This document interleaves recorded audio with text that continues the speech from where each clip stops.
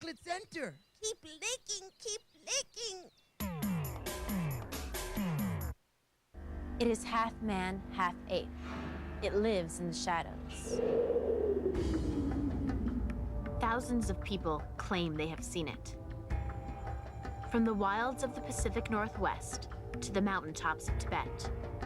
But it remains elusive. Truth or Scare tracks the truth about the creature known as Bigfoot.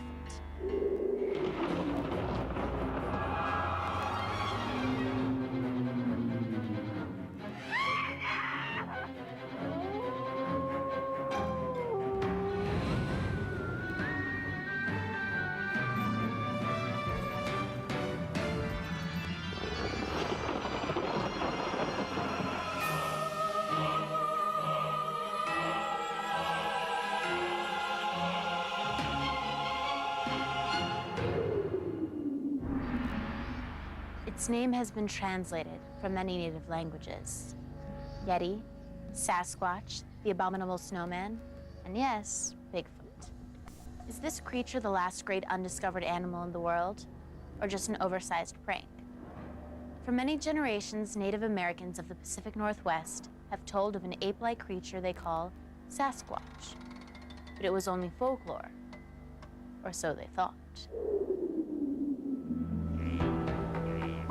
Beginning in the 1950s, hikers and woodsmen roaming the wilderness of Northern California came back with reports of a strange ape-like creature. Then, in 1958, some loggers deep in the ancient forests of the Pacific Northwest found huge, strange footprints. The press immediately dubbed it Bigfoot. Hey, you fellas gotta come up here and take a look at this. But as this ancient legend turned to modern rumor, two hunters who'd never seen Bigfoot set out to shoot it. On film, that is. They headed to Bluff Creek in Trinity National Forest, 160 miles north of San Francisco. It had a reputation as one of Bigfoot's stomping grounds.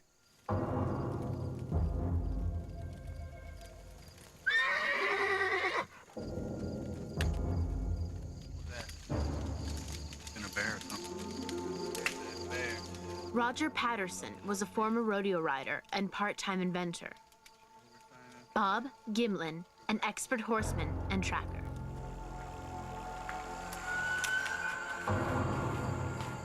According to Patterson, for 7 days, they saw nothing. But all that changed on October 20th, 1967.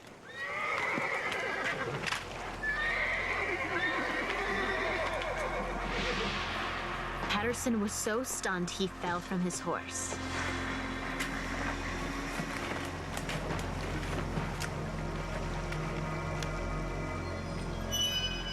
As he stumbled forward with his camera, he said Bigfoot stopped to look back at them.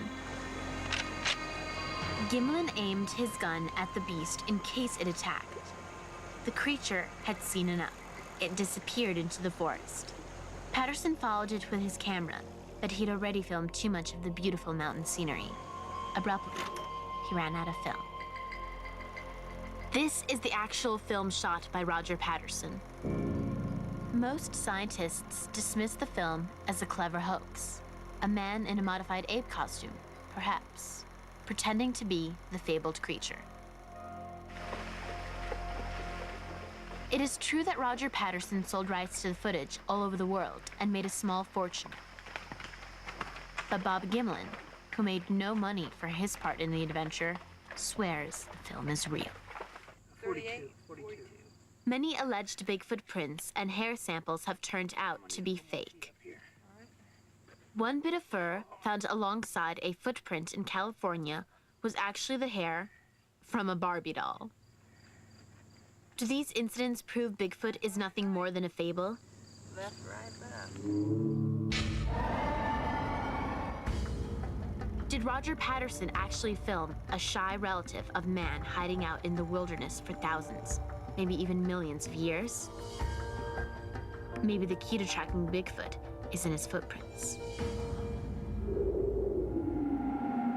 Find out next on Truth or Scare.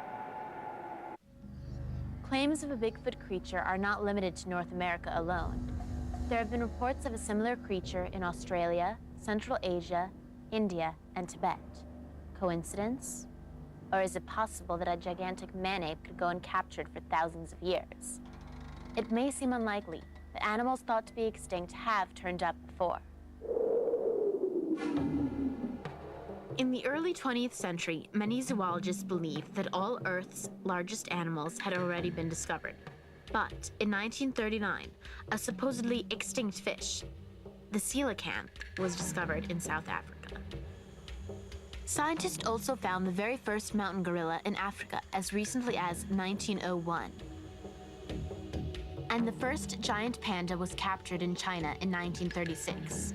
These animals were once dismissed as mere folklore, until science proved they were real. I did a calculation, and I came up with about 40% of all known mammal species, 40% were discovered in this century. Richard Greenwell is a member of the International Society of Cryptozoology, which searches for unknown animals. More traditional scientists say that cryptozoology isn't a real science at all. They say that looking for such mythical creatures as giant octopuses and living dinosaurs is inspired by pure fantasy. But Greenwell thinks Bigfoot is alive and well hidden. There are vast regions on this planet where there is hardly anybody at all, or hardly anybody goes. And certainly, intelligent animals like primates could survive there and remain undetected. It is possible.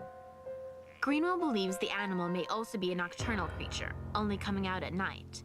Animals have strategies for survival. You know, some move in herds, others have spines on their backs.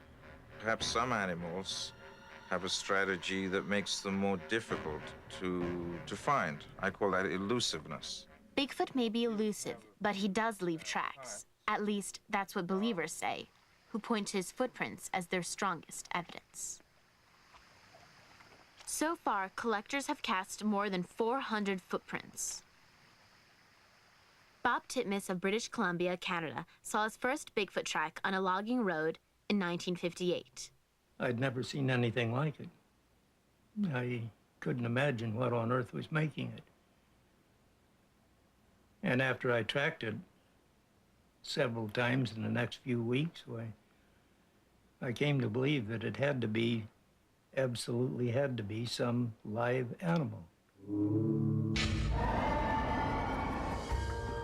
Find out why this professional tracker thinks these footprints are the real deal. Next on Truth or Scare.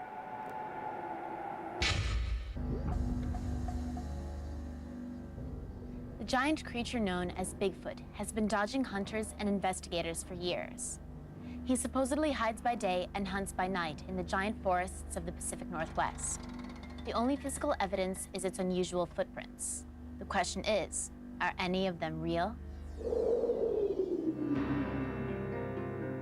Bob Titmus has been a professional hunter all his life, from Alaska to Mexico, but the trophies on his wall are of Bigfoot.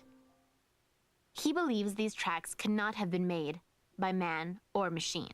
The fluctuation in the track and the movement in the foot and the places this would go that no mechanical thing could have gone. The tracks would eventually lead him to a remote canyon in the Rockies of northern British Columbia on a summer day in 1963. Over 30 years later, the memory of what he claims he saw there remains as clear as when it happened. I was going up an old glacier bed, and there was reports of Indians having shot one up there many years before. And looking across the canyon, the huge canyon in front of me, I noticed 3 Sasquatch going up the opposite wall, and they were climbing just hand over hand. That was a sight to see. Like other Sasquatch hunters who came back without even a snapshot, no one believed him. Except John Green, a writer and publisher in British Columbia. He had followed Bigfoot in the press. When he heard about Bob Titmus's find, he tracked him down. Well, in 1958, there was a picture in the newspaper of a man holding a cast, one of these huge footprints. I just got in the car and went down there to see what it was all about.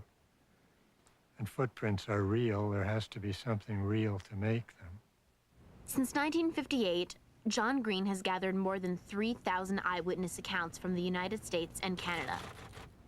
Most sightings are in the Pacific Northwest.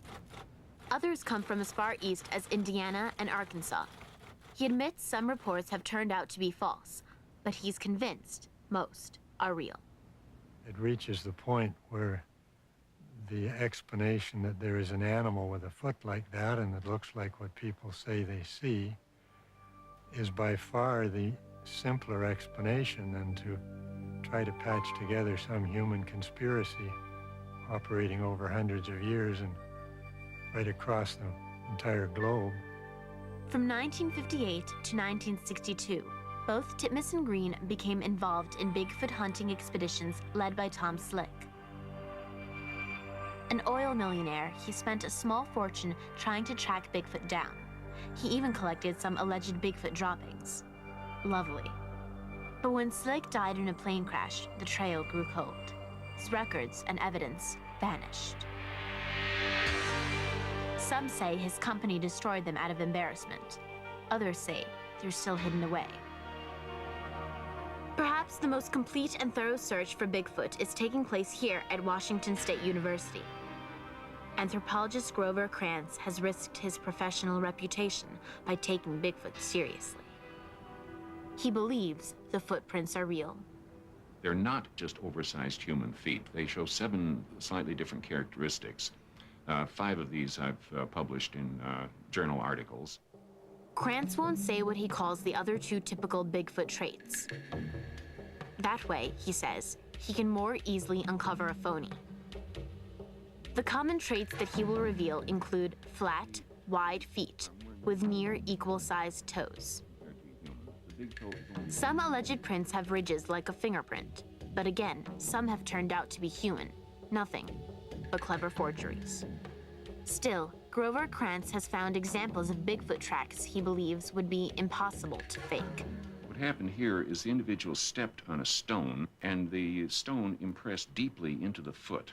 Now, we know that this was not a fake that somebody put on and rocked it side to side to get the impression on both sides, because a very good fingerprint expert was able to trace dermal ridges running all the way across the footprint without any break right through the rock impression. And since there's no human foot that this is this large, and no human foot has that thickness of padding, we're quite sure this is real.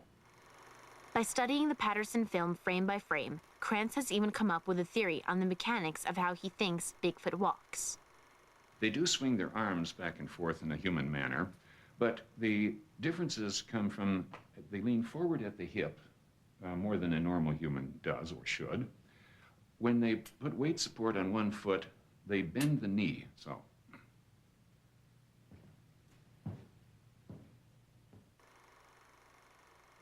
And most reports of Bigfoot have described the same slumping posture, slightly bent knees, and free swaying arms.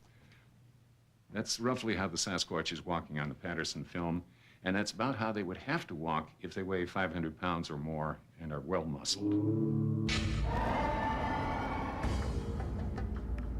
Solid proof, like Bigfoot, remains hidden. Can bones discovered in a cave in China prove the existence of a giant man-ape? Find out next on Truth or Scare. Is the Bigfoot of the Northwest a lonesome relic from another era, or does he have relatives around the globe?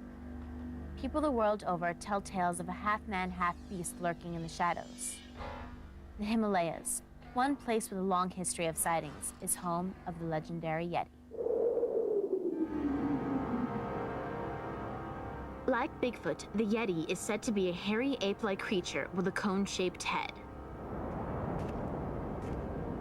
In 1921, British explorers were the first Westerners to try climbing Mount Everest, the world's highest mountain. At 17,000 feet, a Sherpa guide spotted dark figures moving in a snowfield above them.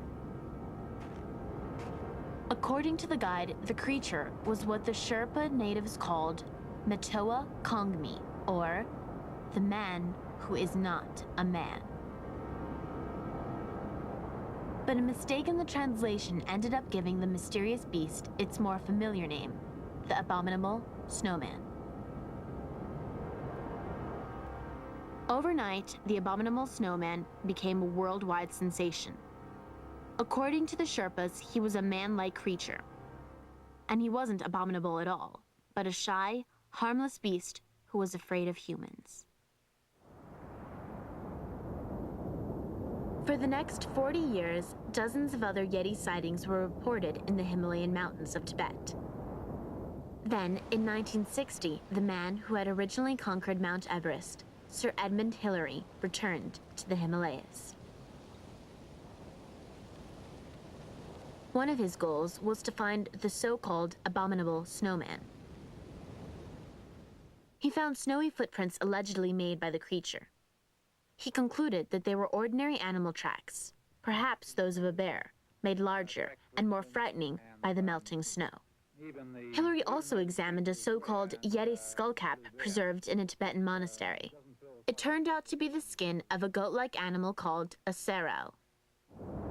However, the abominable snowman, the Sherpas believed, was also invisible. According to native folklore, he could disappear at will. But the famed beast, Sir Edmund Hillary concluded, was merely a fascinating fairy tale. A startling discovery in a forgotten cave has added a new character to the story, an extinct giant ape that's a dead ringer for Bigfoot. In 1989, anthropologists found the teeth and fossilized bones of a giant ape-like creature hidden in a remote cave in China. The bones were really just fragments, but scientists were able to estimate that the animal stood more than 8 feet tall and weighed as much as 1,200 pounds. They named it Gigantopithecus. This is a specimen of lower jaw of Gigantopithecus. This is the only adult male specimen. It contains the teeth and the tooth-bearing part of the jaw.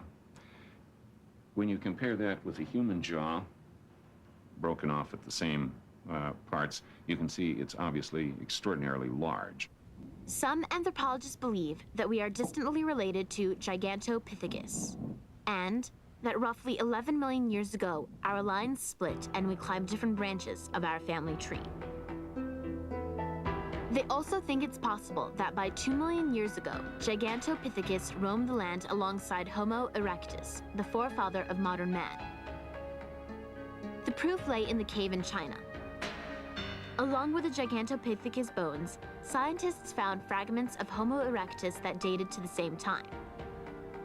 If the two creatures coexisted 2 million years ago, could we still be living with Gigantopithecus's descendants? Grover Krantz thinks so.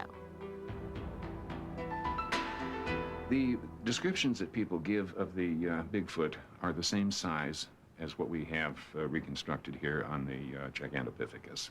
It comes out to be about 8 feet tall, hairy, wide-shouldered, a very heavy set, and with a nearly but ape-like face, but somewhat straighter, more vertical. And that's an exact description of the Bigfoot. According to this theory, Gigantopithecus originated in East Asia, where its bones were found. It could have crossed into North America over land bridges that formed during the Ice Ages.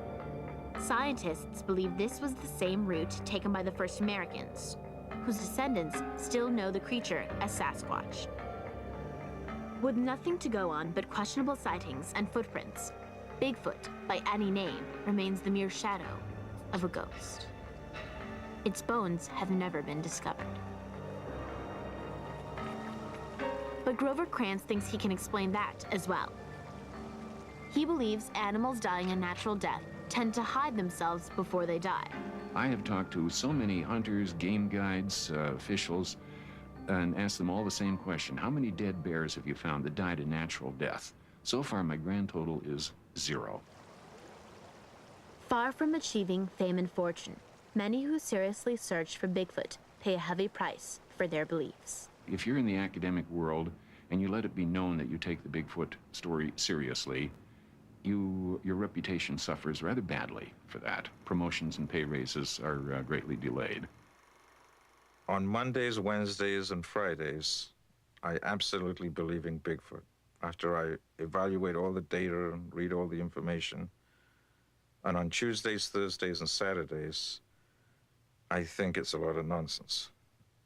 And on Sundays, I rest. Many sightings of a mythical ape man have been reported, but to this day, no hard evidence exists. And so Bigfoot remains what he has always been, a mythical legend.